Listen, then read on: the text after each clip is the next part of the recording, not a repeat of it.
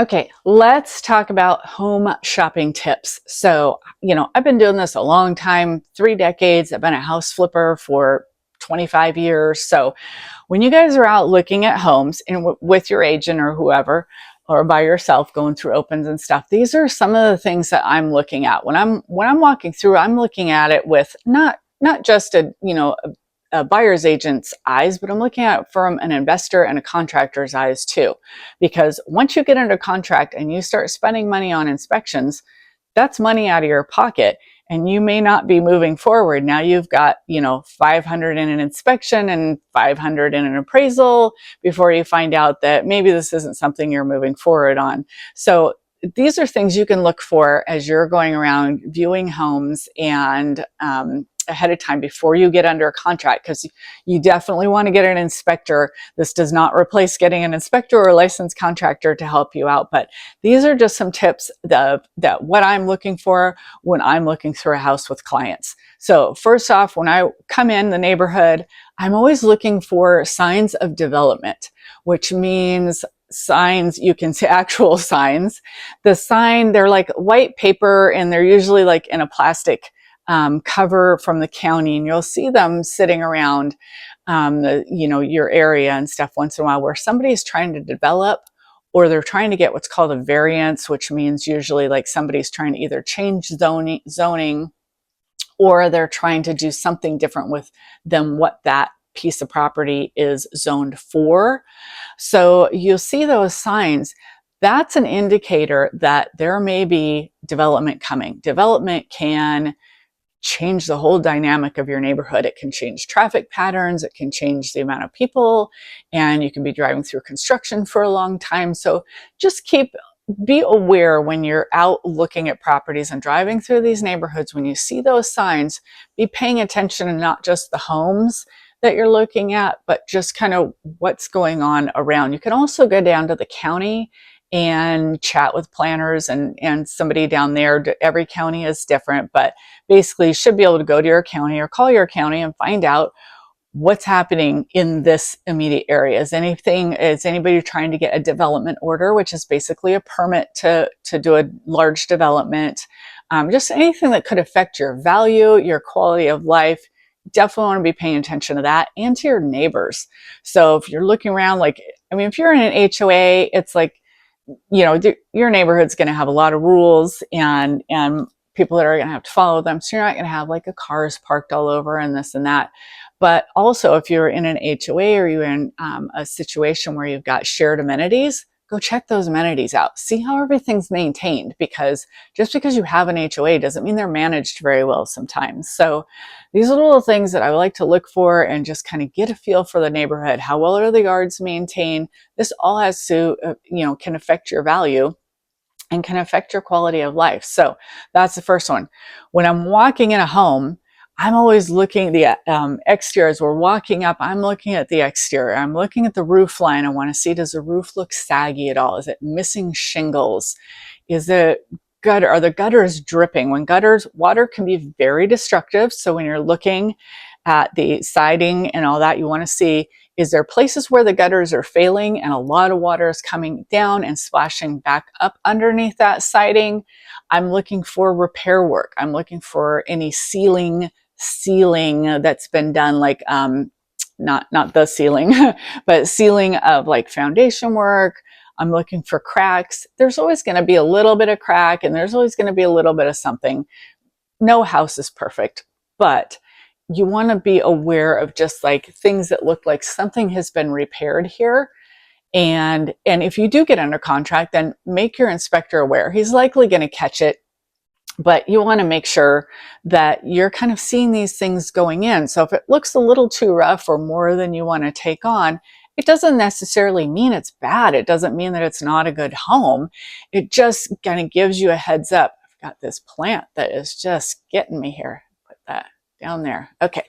Anyways, so that you just want to be kind of upfront looking at what's going on, because again, if you kind of getting these feel like this is a rougher place and you get under contract, now you're spending like $500 on an inspection. and to find out, like, yeah, it's pretty rough and it needs a lot of work. And maybe you're fine with that, and maybe you're not. And it depends. Every house is different, every buyer is different. But these are things I like to look for up front ahead of time. I always look at grade. Grade is the way the land slopes, the yard slopes. I'm looking at the grade of the place I'm looking. Is the grade up too high up the foundation where you're going to have water issues, moisture issues coming in? Is anybody else's grade sloping down into your property? You want to look at retaining walls. If there's a retaining wall on the property, that generally means that there is water coming from somewhere. And what kind of shape does that retaining wall look like it's in? I'm looking at the shape of the siding. Is there any mold growing on anything? Just various amounts, various things that I'm looking at that all kind of amount to just the overall quality. And again, you're going to see cracks, you're going to see little things happening, but it's more major stuff. Like, you want to see, like, is this just settling, or are we having a foundation issue here? Okay, when I get inside, I am looking for smells. Like, you walk in and it's like, okay, obviously, like, if there's cat urine or something, or cigarette smoke or something like that. But I'm smelling for smells that may be coming from a crawl space or something else. Having done a lot of flips over the years, a lot of them were 100-year-old homes. You get mold issues and this and that. But those are things I'm kind of walking in. I want to smell for something that smells off, not just somebody that's done something physically in the property, like something's having a leak, something's having an issue. Those are things I'm looking for. Also, be paying attention to cameras, guys, because a lot of sellers put cameras in their homes right now. So I always advise my clients, let's not talk about anything. Don't get overly excited, or don't bash something while we're in the house or near the porch, because there can be cameras outside as well. So I'm always kind of looking for just what's going on. I'm looking at ceilings. I'm looking for discoloration in the ceilings. That generally tells you there was some sort of leaking going on. Again, when you get your inspector, he's going to get into the attic. As an agent, I'm not getting into the attic, as you know, when we're just showing a home or anything. I'm going to leave that up to the professional, the inspector. And again, an inspector, you know, they're not 100%, for a lack of a better analogy. They're like a condom. Like, you have a way better chance of having a good outcome if you use one, but it's not 100%. So that, be just paying attention to what's going on. And then you get your inspector, and he's kind of like, he does the thorough inspection and kind of, but make sure you're telling him about these things that you saw early on, just in case he doesn't see them. Sometimes they're distracted, especially if the buyers are asking a lot of questions, which they don't really love. They'll give you the report when they're done. I like to let them just focus on what they're looking at, so they don't get distracted and miss something that might be important. So that's another tip. I don't, when you're talking in front of cameras and stuff, like, you don't want to hurt your negotiation power. Like, you don't want a client just like, oh my gosh, we love this, it's everything we're looking for. And then now the seller has that information, and my negotiating power goes way down if they've seen us on camera. So keep that in mind wherever you are looking at homes, guys, because there are a lot of cameras out there right now. So yeah, looking for discoloration in the ceilings or walls, looking for sagging, looking for evidence of repair work. Anything, you know, like, has that been repaired? Maybe it doesn't have discoloration, but it looks like it's been patched. Let's make sure to check that out. Again, if you're getting under contract and going that far, you're looking at rusted vent covers. Rusted vent cover here in Tennessee, we get a lot of humidity like we do in Florida, and rusted vent covers could be a sign that something's going on with the ductwork. So I would have those inspections done too. Like, you can always have a separate HVAC inspection done when you're in that inspection time period. And so you're also looking for uneven flooring. Uneven flooring in a newer home is not usually a bigger deal. And here in East Nashville, like, we have a lot of older homes. There's a lot of uneven flooring. And sometimes it means there's a foundation issue, and sometimes it doesn't. Sometimes it's something to do with the joist or whatever underneath. And so it's just an indication of, like, okay, something shifted here. Let's get to the bottom of if it's something to worry about or not. The warped flooring, you know, the trim, anything like that. So if you see trim that looks kind of warped in the corners, that could have been maybe some flooding or some water damage. all things to just look into. It doesn't mean the end of the world. It doesn't mean it's a bad house. It just means let's dig a little further and see how big a deal this was. The cracks or the gaps in shower tiles, like I see that a lot, especially in older homes. That could mean that water has gotten behind the wall and now is growing mold, potentially. It doesn't always mean it's black mold. It just could be mold. But and these are all inspections you can get, and we'll talk about that in the inspection video, but there's all kinds of different add-ons you can do. And maybe your main inspector isn't going to inspect them, but he's going to give you an overall, and then he's going to say, hey, I feel like a mold inspection could be important here, or a radon inspection or something like that. So we'll touch on that in another video. But anyways, the other thing I'm looking for is polybutylene pipes. I don't know if we have a ton of them here, but they were put in like the 70s and 80s.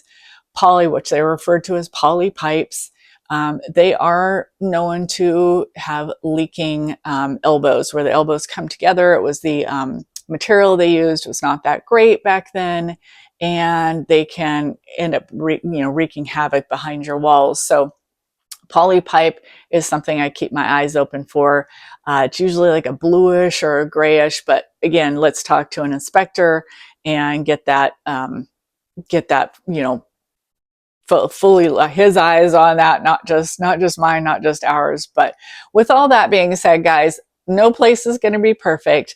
You want to see potential in something, and now with things being so expensive, home prices are up, rates are up. Like if you are out there buying, you're generally not going to get what you were getting in 2020 and 2021 for things were, prices were going up, but the rates were so low that you could get something really high end. And now it's kind of shifted a little bit. So having an open mind and seeing the potential to love something is huge. Like that's quality of life is so important. So anyways, those are some of the main things I look for when I'm showing property. And again, if you guys have any questions, don't hesitate to reach out to me. Feel free to email or text or whatever is easiest. I'm always here for questions. Again, I'm an affiliate broker with Benchmark Realty here in Middle Tennessee, Nashville area.